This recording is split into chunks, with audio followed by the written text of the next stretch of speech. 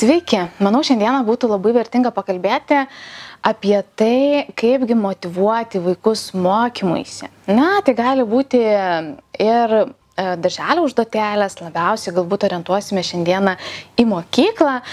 Ir manau, daugeliui tikrai tai aktualus klausimas, ypatingai po mūsų pandemijos reikalų, kai grįžtime į mokyklas. Ir tikrai savo darbe matau ir girdžiu, jog vaikams sunkiau pajausti tą motyvaciją, tėvams sunkiau atrasti žodžius. Tad noriu pateikti kelias rekomendacijas ir kelis klausimus, apie ką pamastyti ir patiems savo. Tad norėčiau nuo ko šiandieną pradėti. Pagalvokime, kiek žmonių iš mūsų, suaugusių žmonių, galvojame, jog mokymasis yra džiaugsmas. Kad mokymasis tai yra dovana, kaip gera, kad aš galiu mokytis. Tai yra mokymai, galbūt seminarai, tai knygos, tiesiog išmokti kažką naujo, sužinoti, kažką užpatobulėti santykiuose. Sekantis dalykas, kiek iš mūsų galvojame, jog klysti yra normalu. Kad, daryti klaidas tai yra normalus mokymosi procesas. Be jokios abejonės, jog tai nepereitų į tokį atsainų požiūrį, kad, nepadariau, suklydau, visi klysta ir, tiesiog, ar ne?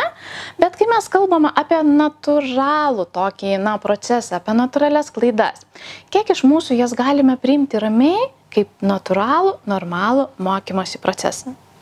Vėlgi, atsakykime savo. Tuomet atsakykime savo, o kaip mes reaguojame į nesėkmes. Tiek savo, tiek vaiko, tiek kitų žmonių. Ar mes nepuolame savęs plakti, kaltinti, griaužti, taip pat ar mes nepuolame kaltinti kitų, ar mes nežiūrime į tą atsainiai, kad tiek to, ar ne, čia visi klysta ir darome bet ką.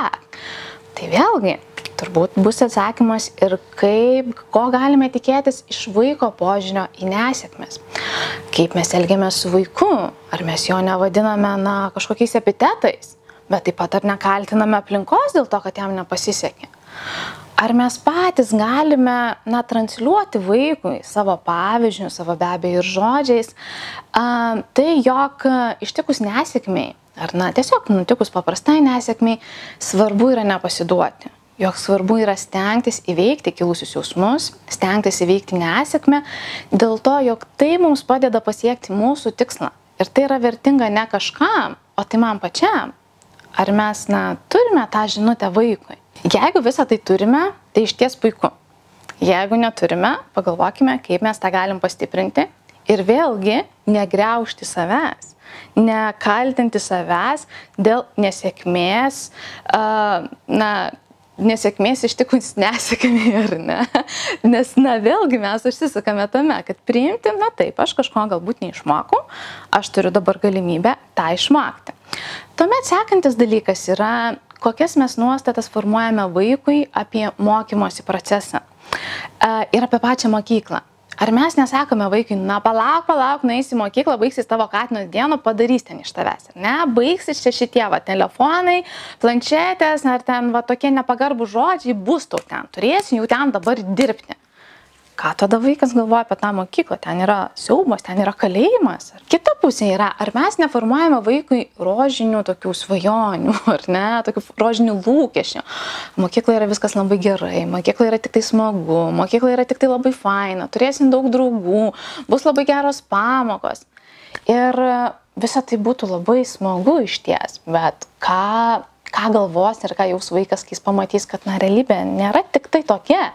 Tame yra žinoma ir to, bet nėra tik tai. Ir tuomet, kai vaikas ateis į mokyklą ir pamatys, kad yra įvairiausių iššūkių tame, jisai greičiausiai galvos, kad arba aš nevykęs, su manim kažkas negerai, nes nėra taip viskas puiku.